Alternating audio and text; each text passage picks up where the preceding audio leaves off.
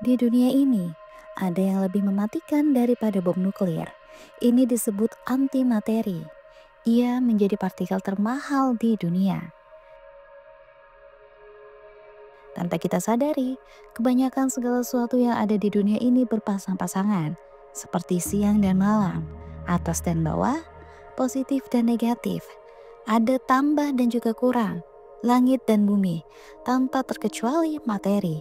Ia juga memiliki pasangan, namanya antimateri. Dengan kata lain, antimateri adalah pasangan dari materi. Yang mengerikannya adalah jika antimateri ini sampai bersentuhan dengan materi, mereka akan saling menghancurkan. Di mana kita tahu di alam semesta kita ini, bahkan udara yang kita hirup merupakan kumpulan dari materi. 1 gram antimateri yang bertemu dengan 1 gram materi bisa menghasilkan energi setara dengan 43 kiloton TNT, lebih dari 2 kali lipat bom Nagasaki. Saking kerennya materi ini, ia bahkan menjadi salah satu ikon di film science fiction adaptasi dari novel karya Dan Brown yang berjudul Angels and Demons. Penso che se non la raccogliamo adesso, non lo faremo mai più. LHC injecting prot at 99% the speed of light. Lighting stable.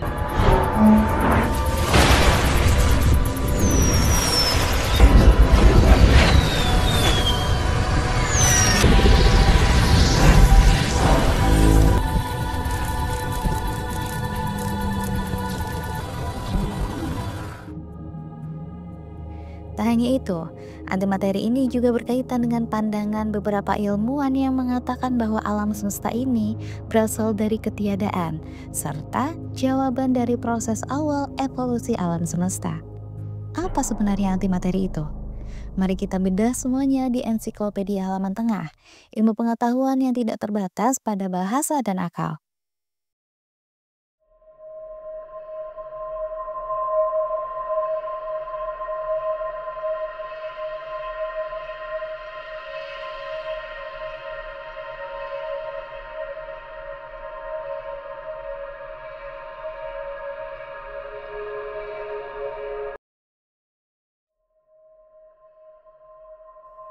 Bayangkan kamu sedang memegang sebuah apel di tangan.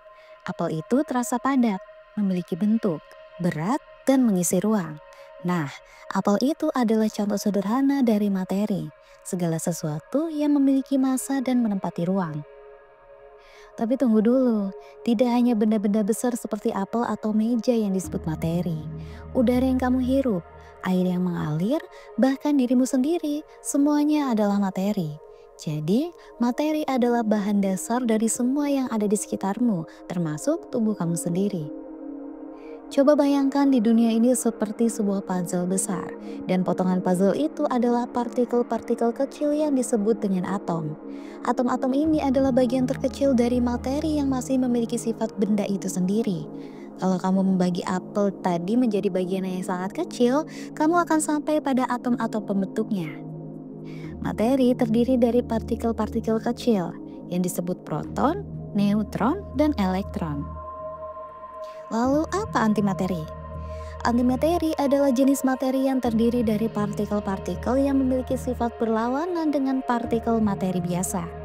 Setiap partikel materi biasa seperti elektron, proton, dan neutron memiliki pasangan antimateri yang disebut antipartikel. Antipartikel memiliki massa yang sama dengan partikel pasangannya dan juga memiliki muatan listrik yang berlawanan. Jika positif, maka pasangannya adalah negatif, begitupun sebaliknya. Antipartikel dari elektron disebut dengan positron. Antipartikel dari proton disebut dengan antiproton, dan antipartikel dari neutron disebut dengan antineutron. Terdengar simpel ya, tapi antimateri ternyata tidak sesederhana itu guys. Nah, kacaunya adalah ketika antimateri bertemu dengan materi biasa, keduanya bisa saling menghancurkan yang disebut dengan anihilasi. Menghasilkan energi dalam bentuk sinar gamma atau partikel lain. Kehancuran ini secepat cahaya atau sesuai dengan rumus yang diciptakan oleh Einstein yaitu E sama dengan mc2. Coba kamu bayangkan bagaimana jadinya kalau antimateri dan materi ini sampai bersentuhan secara langsung. Dengan potensi yang tak terbatas, antimateri menjadikan solusi untuk energi besi dan misteri kosmos. Namun di sisi lain, ia juga membawa bahaya yang sangat mengerikan. 1 gramnya cukup untuk meledakkan seluruh kota, atau mungkin dunia.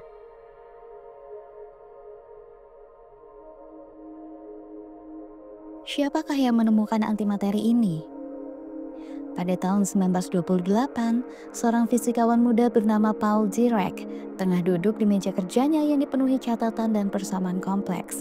Saat itu, dunia fisika sedang bergelora dengan gagasan baru setelah teori relativitas Einstein mengguncang pemahaman tradisional tentang ruang dan waktu. Apa itu teori relativitas? Bagi yang belum tahu, teori relativitas adalah gagasan bahwa waktu, ruang, dan gravitasi tidak selalu seperti yang kita pikirkan. Waktu dan ruang itu relatif, bergantung pada kecepatanmu. Jika kamu bergerak dengan sangat cepat, waktu akan berjalan lebih lambat untukmu, dan benda akan terlihat lebih pendek. Kecepatan cahaya adalah hal konstan di alam semesta, serta gravitasi bukan gaya tarik, melainkan efek lengkungan ruang dan waktu yang disebabkan oleh benda-benda besar seperti planet dan bintang. Semakin besar massa benda, semakin besar lekukan yang dibuatnya. Kita bahas ini di lain waktu. Kembali lagi ke Paul Dirac, seorang pemikir brilian namun pendiam, sedang mencoba menyatukan 2 pilar fisika, mekanika kuantum dan relativitas. Mekanika kuantum adalah cabang fisika yang mempelajari dunia yang sangat kecil, seperti atom dan partikel subatomik. Di dunia ini, hal-hal tidak bekerja seperti yang kita lihat sehari-hari. Semuanya lebih aneh dan sulit diprediksi. Dirac sedang mencoba menjelaskan bagaimana partikel kecil seperti elektron bergerak dalam kecepatan tinggi, hampir mendekati kecepatan cahaya. Ia menciptakan sebuah persamaan matematis baru yang kini dikenal sebagai persamaan Dirac. Rumus ini berhasil menjelaskan gerak elektron secara sempurna, tetapi ada sesuatu yang aneh. Hasil dari persamaan ini menunjukkan bahwa elektron bisa memiliki energi negatif. Awalnya, hal ini tampak seperti kesalahan. Energi negatif? Mustahil, pikir para ilmuwan pada saat itu. Tetapi, Dirac tidak menyerah. Ia menyadari bahwa hasil ini bukanlah kesalahan, melainkan petunjuk bahwa di alam semesta ini mungkin ada partikel kembar dari elektron, partikel yang identik, tetapi dengan muatan listrik yang berlawanan. Dengan kata lain, jika elektron bermuatan negatif, maka kembarannya yang kemudian disebut positron bermuatan positif. Ini adalah antipartikel, sebuah gagasan yang belum pernah dibayangkan sebelumnya. Dirac menyadari bahwa ini mungkin bukan sekedar kebetulan matematis, tetapi kenyataan fisik. Ia menyebut partikel ini sebagai anti-elektron. Meski teorinya revolusioner, banyak ilmuwan saat itu skeptis. Partikel dengan muatan positif sebesar elektron, omong kosong, ujar salah satu kritikus di konvensi fisika. Namun Dirac tetap teguh, baginya alam semesta lebih luas dari prasangka manusia. 4 tahun kemudian, pada tahun 1932, di sisi lain dunia, seorang fisikawan Amerika bernama Carl D. Anderson sedang melakukan eksperimen di Pegunungan Tinggi California dengan menggunakan ruang kabut atau cloud chamber. Ia mempelajari sinar kosmik, partikel-partikel berenergi tinggi yang menghujani bumi dari angkasa luar. Anderson yang saat itu masih muda dan penuh semangat, memperhatikan sesuatu yang aneh. Di dalam ruang kabut, ada jejak partikel yang bergerak seperti elektron, tetapi memiliki muatan positif. Jejak itu melengkung ke arah yang berlawanan dari yang seharusnya untuk elektron biasa. Dengan hati-hati, ia memeriksa data dan akhirnya menyadari, itu bukan kesalahan. Anti-elektron itu nyata. Ia menamainya dengan positron. Inilah antimateri pertama yang ditemukan di alam semesta. Temuan ini mengkonfirmasi prediksi Dirac dan memberikan bukti eksperimental pertama tentang keberadaan antimateri. Berita penemuan ini menyebar seperti api. Dunia sains gentar. Dirac yang sebelumnya dipandang aneh oleh orang banyak, kini dielu-elukan sebagai jenius. Anderson pun menerima hadiah Nobel Fisika pada tahun 1936, sebuah penghargaan yang mengukuhkan penemuan positron sebagai tonggak sejarah. Emilio Segre dan Owen Chamberlain memimpin eksperimen di Laboratorium Radiasi Universitas California, Berkeley. Mereka menggunakan akselerator partikel bernama Bevatron yang dirancang untuk menghasilkan energi cukup tinggi untuk menciptakan pasangan proton dan antiproton melalui proses produksi pasangan. Berdasarkan teori relativitas Einstein dan mekanika kuantum, jika energi yang cukup diberikan ke dalam satu sistem, partikel dan antipartikel dapat diciptakan secara bersamaan. Dalam eksperimen mereka, proton berenergi tinggi ditembakkan ke target logam. Tabrakan ini menciptakan kondisi energi tinggi yang memungkinkan pembentukan partikel baru, termasuk antiproton. Untuk membuktikan keberadaan antiproton, mereka menggunakan instrumen canggih yang dapat mendeteksi partikel dengan muatan negatif tetapi massa yang sama dengan proton. Antiproton terdeteksi melalui jejaknya di ruang gelembung atau bubble chamber dan interaksinya dengan proton yang menghasilkan anihilasi. Setelah keberhasilan menemukan antiproton, Segre dan Chamberlain melanjutkan eksperimen untuk mendeteksi antineutron. Proses ini lebih rumit karena antineutron tidak memiliki muatan listrik, sehingga tidak dapat dideteksi secara langsung melalui lintasannya di medan magnet. Antineutron dihasilkan dari peluruhan antiproton dalam interaksi tertentu. Keberadaan antineutron diidentifikasi melalui produk anihilasi mereka ketika bertabrakan dengan neutron biasa. Anihilasi ini menghasilkan partikel lain yang dapat diamati, seperti pion. Dengan penemuan antiproton dan antineutron, konsep antimateri tidak lagi terbatas pada elektron dan positron. Setiap partikel fundamental dalam atom, seperti proton, neutron, dan elektron, kini diketahui memiliki antipartikel. Penemuan ini mendukung simetri fundamental dalam fisika partikel, yaitu charge parity time atau disingkat sebagai CPT, simetri, yang menyatakan bahwa hukum fisika tetap berlaku jika partikel digantikan dengan antipartikel mereka. Eksperimen ini membuka jalan untuk penelitian lebih lanjut dalam fisika partikel, termasuk penemuan partikel baru dan eksplorasi interaksi partikel di energi yang sangat tinggi. Atas penemuan antiproton, Emilio Segre dan Owen Chamberlain dianugerahi penghargaan Nobel Fisika pada tahun 1959. Penemuan ini tidak hanya penting bagi fisika dasar, tetapi juga memberikan wawasan lebih dalam tentang asal-usul alam semesta, terutama karena hubungan antara materi dan antimateri. CERN, Organisasi Eropa untuk Penelitian Nuklir, memainkan peran penting dalam penelitian lanjutan tentang antimateri, khususnya dalam menciptakan, mempelajari, dan memahami sifat serta interaksi antimateri. Pada tahun 1995, para ilmuwan di CERN's Low Energy Antiproton Ring atau disingkat sebagai LEAR berhasil menciptakan antihidrogen, atom antimateri pertama.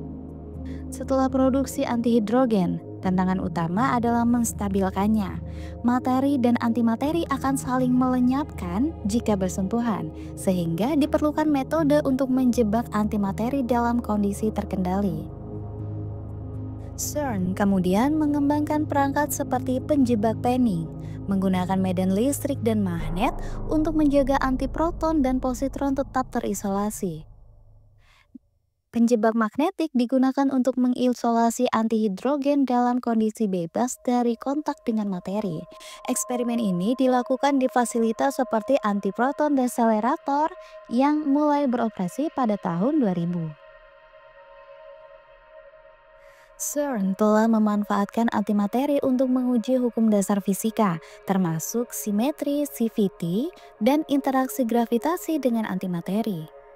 Proyek yang pertama yaitu ALPA eksperimen pada tahun 2010 sampai sekarang. ALPA eksperimen berfokus pada menguji apakah antihidrogen mematuhi hukum simetri fundamental seperti materi biasa, serta mengukur efek gravitasi pada antimateri, yaitu apakah antihidrogen jatuh sama seperti hidrogen di medan gravitasi. Pada 2016, ALPA berhasil menjebak antihidrogen untuk waktu yang cukup lama guna melakukan pengukuran spektroskopi presisi tinggi. Yang kedua ada GBIR eksperimen 2018 sampai sekarang. Eksperimen GBIR Gravitation Behavior of Antihydrogen at Rest bertujuan mengukur bagaimana antihidrogen berinteraksi dengan gravitasi.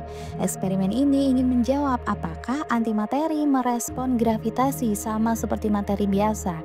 Misalnya, apakah ia jatuh ke bawah atau malah bergerak berbeda.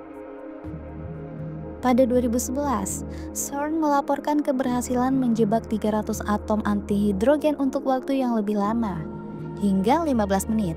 Ini memungkinkan para ilmuwan untuk melakukan studi yang lebih mendalam tentang sifat dasar antimateri, termasuk perbandingan langsung antara hidrogen dan antihidrogen. Penelitian antimateri di CERN juga memberikan wawasan tentang asimetri antara materi dan antimateri di alam semesta. Alam semesta yang kita kenal hampir sepenuhnya didominasi oleh materi. Meskipun teori awal pembentukan alam semesta memprediksi jumlah materi dan antimateri yang seimbang, studi di CERN membantu menjawab pertanyaan ini dengan menguji apakah ada perbedaan sifat fisik antara materi dan antimateri yang menyebabkan ketidakseimbangan ini. Apakah hukum alam berlaku berbeda untuk antimateri? Kehadiran antimateri memunculkan lebih banyak pertanyaan. Jika antimateri ada, mengapa alam semesta kita sebagian besar terdiri dari materi? Kemana antimateri lainnya menghilang? Pertanyaan-pertanyaan ini terus mendorong para ilmuwan untuk menggali lebih dalam. Lalu, apa kaitannya antimateri dengan proses evolusi alam semesta? Mari kita bahas. Setelah Big Bang sekitar 13,8 miliar tahun yang lalu, alam semesta dipenuhi dengan partikel dan antipartikel dalam jumlah yang hampir sama. Ketika partikel dan antipartikel bertemu, mereka saling memusnahkan dan menghasilkan energi murni. Namun ada sesuatu yang aneh. Jumlah materi sedikit lebih besar daripada antimateri. Perbedaan kecil ini dikenal sebagai asimetri baryon. Akibatnya, sebagian kecil materi bertahan setelah anihilasi besar-besaran. Materi yang tersisa inilah yang kemudian membentuk bintang, planet, dan kita. Tanpa asimetri ini, alam semesta akan berisi energi saja, tanpa materi apapun. Dengan kata lain, kehidupan tidak akan pernah muncul tanpa ketidakseimbangan antara materi dan antimateri. Materi yang tersisa setelah anihilasi mulai berkumpul membentuk elemen-elemen dasar seperti hidrogen dan helium. Melalui proses pembentukan bintang dan supernova, unsur-unsur berat seperti karbon, nitrogen, oksigen, dan fosfor yang penting bagi kehidupan terbentuk. Unsur-unsur ini kemudian menjadi bahan baku planet seperti bumi yang menyediakan lingkungan tempat evolusi biologis dapat dimulai. Tanpa antimateri dan proses anihilasi yang menyertainya, evolusi kehidupan di bumi tidak mungkin terjadi karena tidak akan ada materi untuk membentuk blok penyusun kehidupan. Setelah unsur-unsur kimia dasar terbentuk, proses kimia dan biologi di bumi mulai bekerja. Unsur-unsur seperti karbon membentuk molekul organik pertama. Molekul ini menjadi dasar bagi evolusi biologis dari organisme sel tunggal hingga makhluk kompleks seperti manusia. Meskipun antimateri tidak berperan langsung dalam evolusi biologis, keberadaan materi yang merupakan akibat dari asimetri awal antara materi dan antimateri adalah fondasi bagi semua kehidupan. Antimateri memang tidak secara langsung mempengaruhi proses evolusi biologis, tetapi keberadaannya sangat penting untuk membentuk dasar materi di alam semesta. Tanpa antimateri dan proses anihilasi, tidak akan ada materi, unsur kimia, atau planet seperti bumi, tempat kehidupan kita berevolusi. Dengan kata lain, antimateri adalah salah satu pemain tak terlihat yang memungkinkan perjalanan panjang evolusi kehidupan dimulai. Namun di balik semua itu, antimateri tetap menyimpan misteri. Mengapa alam semesta lebih banyak mengandung materi daripada antimateri? Dan bagaimana antimateri dapat digunakan tanpa menjadi ancaman besar? Pertanyaan-pertanyaan ini terus menginspirasi para ilmuwan hingga hari ini. seperti potongan teka-teki yang belum lengkap. Antimateri adalah kunci menuju rahasia besar alam semesta. Dari ruang kabut Anderson hingga akselerator raksasa di CERN, perjalanan antimateri adalah bukti betapa luasnya cakrawala ilmu pengetahuan. Siapa tahu, mungkin suatu hari misteri ini akan mengubah cara kita memahami dunia dan mungkin membuka pintu menuju peradaban masa depan.